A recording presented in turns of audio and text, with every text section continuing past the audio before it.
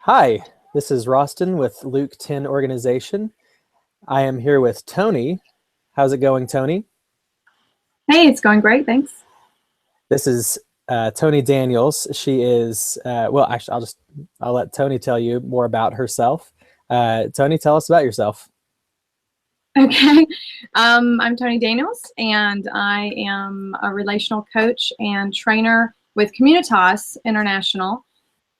I serve Godly Play in Luke 10 as well. In Luke 10, I'm the coordinator for the Spanish-speaking world currently, and I help with the training materials. And how long have you been part of Luke 10 now? I think it's been like 4 years, possibly. Okay, great. Yeah, we've been 18 years in Uruguay, South America, as missionaries down there with Communitas, and we came across Luke 10 probably about 4 or 5 years ago now. So I haven't met many people who've been missionaries for 18 years who are currently smiling. Well, I'll tell you, we weren't when we met John White. Well, that's good. That's a whole nother story, but yeah.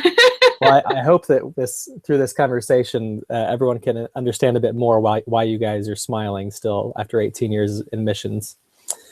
So, Toni, I want to hear more about your story. So you've been a missionary in Uruguay for 18 years.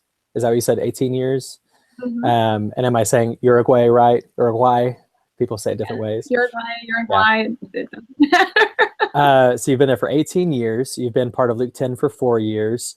Tell us a little bit more about your time as missionaries before Luke 10, and then what drew you to Luke 10, and how that's changed over the past few years. Great. In Uruguay, we worked, it's a very secular nation, so we worked among the atheistic population, really. And one of the things that we realized early on was there was a lot of mental illness in the country that we were facing. So as we tried to share with people who God was, we started to realize that a lot of people just didn't know how to have relationships. So having a relationship with God would be radical, considering they didn't know how to necessarily even have a friendship or a relationship with someone around them that was healthy. Several of our friends, their mothers were mentally ill, different personality disorders. We were just encountering a lot of things that we had not been fully prepared for.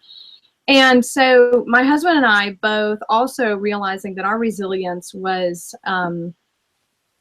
not where it needed to be in that type of environment. We started searching for some help with how do we increase our resilience, relate better as a couple, relate better to our family, relate better to the community around us, and then be able to transfer those relational skills to other people as well, so that we could see a vibrant family of Jesus come into being, because we needed to have healthy relationships for that to happen. So we began this journey, and the journey led to Life Model Works, which is an organization that's producing a lot of literature on that right now, and training modules. And then eventually they released Thrive, Changing My Generation Training, which is a 3-year premier leadership training program that is fantastic. And it's all skills-based, relational skills-based. So you get lots of DVD videos with information on brain science and how the brain works and how it was designed for joy, which is that feeling you get when someone's really glad to be with you no matter what, even in trauma, even in sadness, even in fear. Someone's just glad to be with you. Realized as a family that our norm was kind of tense. We're intense people. My husband and I know you don't believe that, but we're very intense. And yeah, typically our home, while everyone was very drawn to our hospitality and loved being a part of us, and we had planted a church, we were just tense overall. And when we started doing the Thrive training and the focus on joy, of growing joy and learning to be glad to be together no matter what, and learning to let that fuel you, resilience to face anything together, we began practicing those skills and going through the training. And it revolutionized our family and our ministry in every way, because that sticky love, you know, that stickiness of, I'm just glad to be with you. You're different. You might disagree with me. You know, you might be angry at me, but I'm still glad to be with you, and I can hang in here because we had the skills to be able to do that.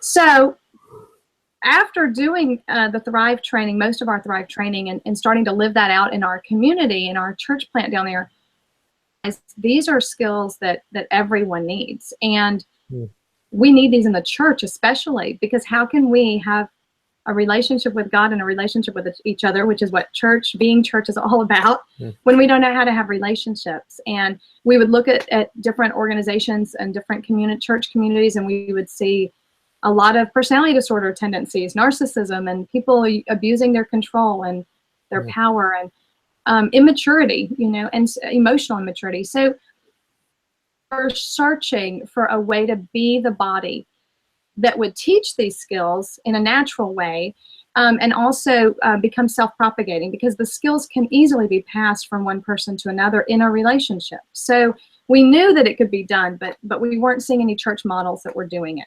So that's when, ironically, John White and I were on a Thrive brainstorming Google Hangout together.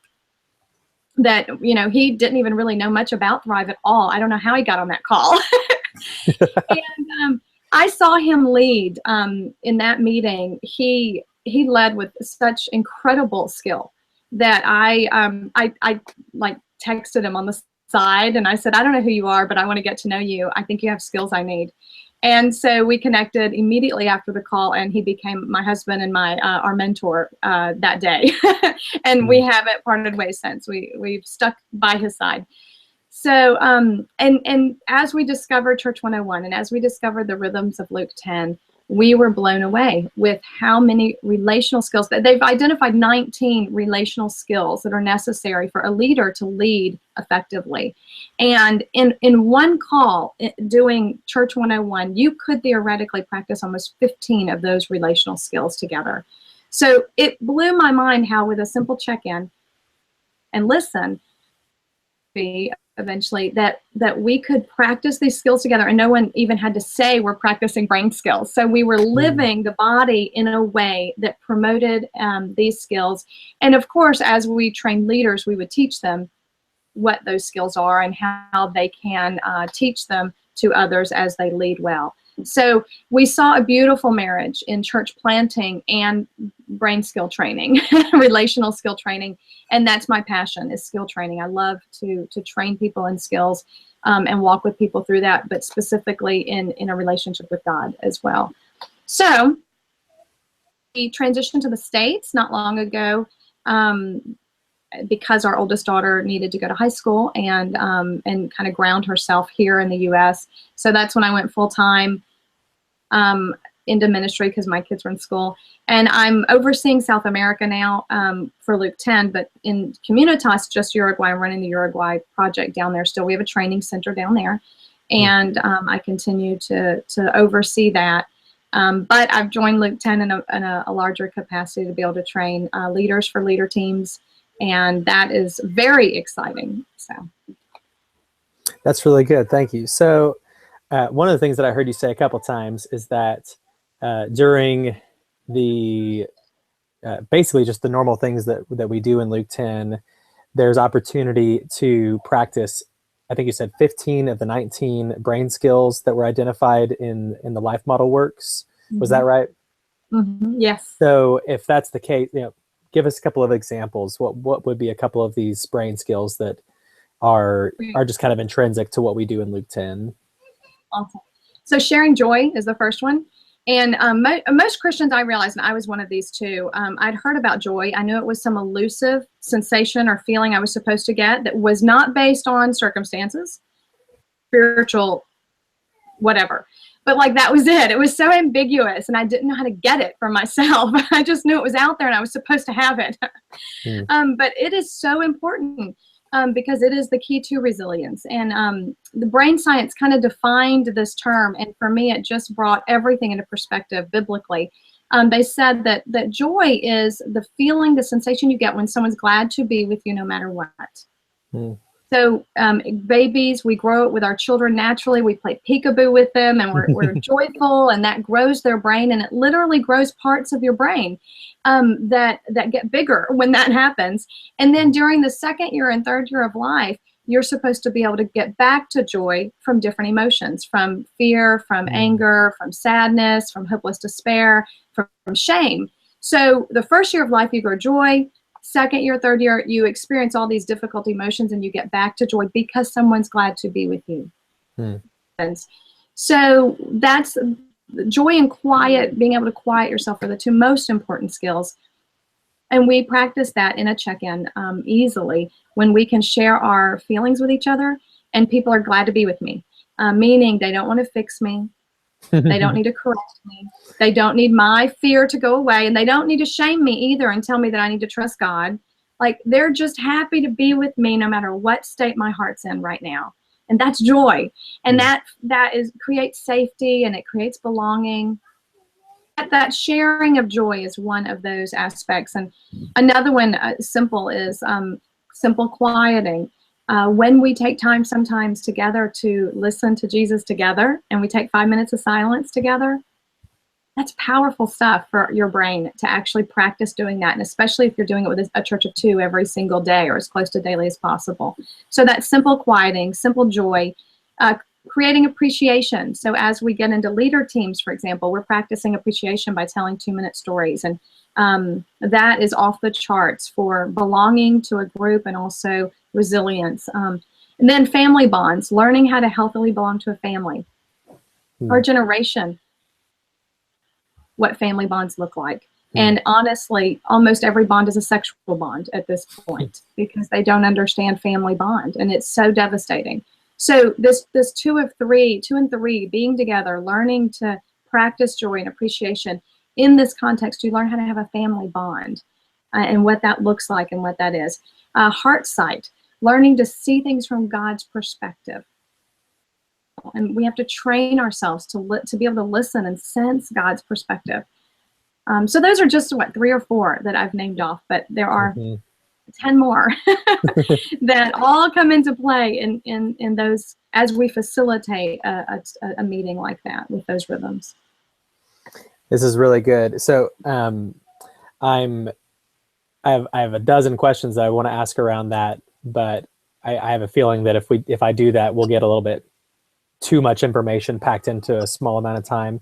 So, but if people are wanting to hear more about this, is this the kind of material that you guys, you're on the curriculum development team for Leader 101. Is this part of what's going into the newer iteration of Leader 101? Yes.